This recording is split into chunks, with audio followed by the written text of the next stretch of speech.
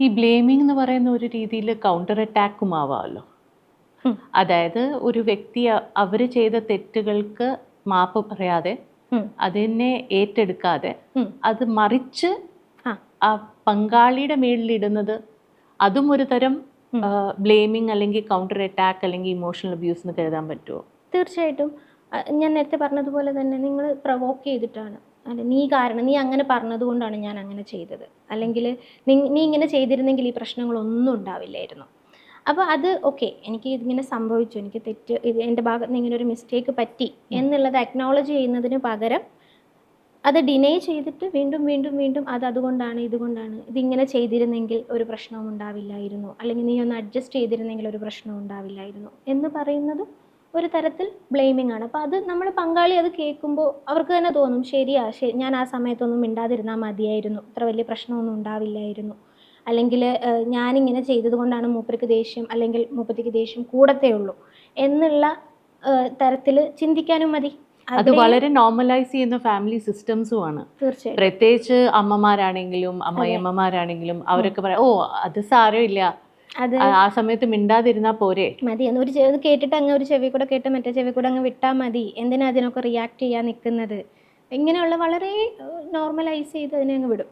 ഇതിലെന്താ കാര്യം എന്ന് വെച്ചാൽ ഇതിൽ പലപ്പോഴും ഇത് വളരെ ഇൻഫ്രീക്വൻ്റ് ആയിട്ട് നടക്കുവാണെങ്കിൽ അതൊരു അബ്യൂസ് എന്ന നിലയ്ക്ക് അത് കരുതേണ്ട കാര്യമില്ല. എന്ത് തോന്നുന്നു അങ്ങനെ?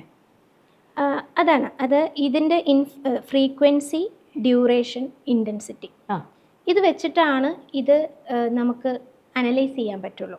ഓക്കെ, വല്ലപ്പോഴും കൂടിയിട്ട് ഒരു വലിയ പൊട്ടിത്തെറി ഉണ്ടായാലും നമുക്കതിനെ അബ്യൂസായിട്ട് തന്നെ കരുതേണ്ടി വരും തീർച്ചയായിട്ടും. കാരണം ഇപ്പോൾ അല്ലാത്തപ്പോൾ പ്രശ്നമൊന്നുമില്ല. ഒരു 6 മാസം കൂടുമ്പോൾ നല്ല രീതിയിലൊരു വയലൻസ് ഉണ്ടാവുന്നു എന്ന് വെച്ച് കഴിഞ്ഞാൽ ഫിസിക്കൽ അബ്യൂസും മെൻ്റൽ അബ്യൂസും അടക്കമുള്ള വലിയൊരു ഇവൻ്റ് ഉണ്ടാവുന്നു എന്ന് വിചാരിക്കുമ്പോൾ ആ ബാക്കി 90% അവിടെ അങ്ങ് റദ്ദ് ചെയ്യപ്പെടുകയാണ്. അപ്പോൾ അതിന് നമ്മൾ അബ്യൂസായിട്ട് തന്നെ കണക്കാക്കേണ്ടി വരും. അല്ലാതെ ഇത് കൺസിസ്റ്റൻറ്റ് ഇൻ്റർമിറ്റൻറ്റ് ഫ്രീക്വൻസി ഉള്ള ഒരു കാര്യം മാത്രമല്ല അല്ല. അപ്പോൾ അതിൻ്റെ മാഗ്നിറ്റ്യൂഡ്, അതിൻ്റെ ഫ്രീക്വൻസി ആൻഡ് ഇൻറ്റൻസിറ്റി, ഇത് വെച്ചിട്ടാണ് നമ്മൾ ഇതെത്രമാത്രം. അപ്പോൾ പലരും പറയാറുണ്ട്, ഞാൻ ജീവിതത്തിൽ ആദ്യമായിട്ടാണ് ഒന്ന് തല്ലിയത് എന്ന് പറയും. ജീവിതത്തിൽ ആദ്യമായി തല്ലിയാലും അത് അബ്യൂസാണ്.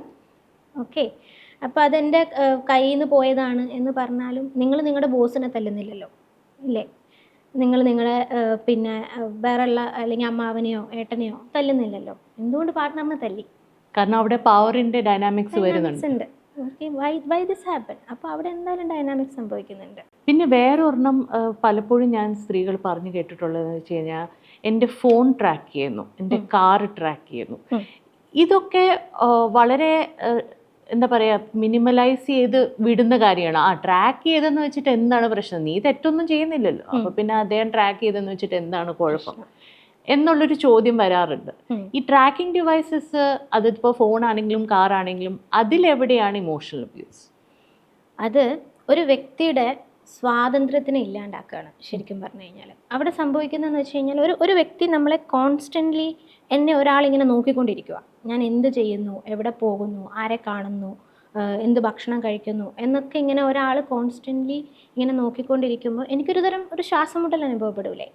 അതൊരു തരത്തിലുള്ളൊരു ത്രെട്ടാണ് ശരിക്കും പറഞ്ഞു കഴിഞ്ഞാൽ. നമുക്ക് ഫീൽ ചെയ്യാണ് ഇങ്ങനെ വാച്ച് ചെയ്യുന്നുണ്ട്. അപ്പോൾ നമുക്കൊരു സ്വാതന്ത്ര്യം ഉണ്ടാവില്ല അവിടെ. അതാണ്, നമ്മൾ ഒരു തെറ്റും ചെയ്തില്ലെങ്കിൽ കൂടിയും നമ്മളെ ചങ്ങലക്കിടുന്ന പോലത്തെ ഒരു ഫീലിംഗ് ആണത്. വളരെ അൺഹെൽത്തി ആയിട്ടുള്ളൊരു പ്രാക്ടീസാണ്. നമ്മൾ നമ്മുടെ പാർട്ട്ണറിൻ്റെ പാസ്വേഡുകൾ ചോദിച്ചു മേടിക്കുക. പിന്നെ ഞാൻ പലപ്പോഴും കേട്ടിട്ടുണ്ട്, എൻ്റെ ഹസ്ബൻഡിൻ്റെ വൈഫിൻ്റെ ഒക്കെ ഈ വാട്സപ്പിൻ്റെ വെബ് കണക്ട് ചെയ്തിട്ട് മറ്റേ ആളുടെ വാട്സപ്പ് ഇതിൽ കിട്ടും. ഇതിൽ വേറൊരു വലിയ ത്രെട്ടും കൂടിയുണ്ട്. എന്ന് വെച്ച് കഴിഞ്ഞാൽ ഇപ്പോൾ പലപ്പോഴും ഈ ഇപ്പോൾ സ്ത്രീകളോ പുരുഷന്മാരോ അവരുടെ സുഹൃത്തുക്കളുമായി പലപ്പോഴും പല പേഴ്സണൽ കാര്യങ്ങളും ഡിസ്കസ് ചെയ്യുന്നുണ്ടാവും. ഇപ്പം ഞാനൊരു സൈക്കോളജിസ്റ്റാണ്, എൻ്റെ പല ക്ലയൻസുകളും എനിക്ക് മെസ്സേജ് അയക്കുന്നുണ്ടാവും, അവരുടെ പല സീക്രട്ട് ആയിട്ടുള്ള കാര്യങ്ങളും എന്നോട് പറയുന്നുണ്ടാവും. ഇത് എൻ്റെ പാർട്ട്ണർ എൻ്റെ ഫോൺ എടുത്ത് നോക്കിക്കഴിഞ്ഞാൽ സ്വാഭാവികമായിട്ടും അറിയില്ലേ? അപ്പോൾ വേറൊരാളുടെ കോൺഫിഡൻഷ്യാലിറ്റി കൂടി വയലേറ്റ് ചെയ്യപ്പെടുകയല്ലേ? അതെ.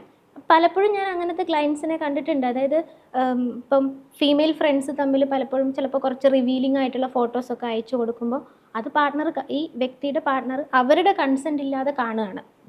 അത് വളരെ ഒരു ത്രെട്ട് തന്നെയാണ്. അപ്പോൾ പരമാവധി നമ്മൾ നമ്മുടെ പിന്നെ പാസ്വേഡുകൾ ഷെയർ ചെയ്യണം എന്നുള്ളത് ഒരു അൺഹെൽത്തി പ്രാക്ടീസാണ്. ഒരിക്കലും അവനവൻ്റെ ഡിവൈസ് നമ്മൾ നമ്മുടെ പാർട്ട്ണറുമായിട്ട് നോക്കാനായിട്ട് അങ്ങനെ ഷെയർ ചെയ്യാൻ പാടില്ല എന്ന് തന്നെയാണ് എൻ്റെ അഭിപ്രായം.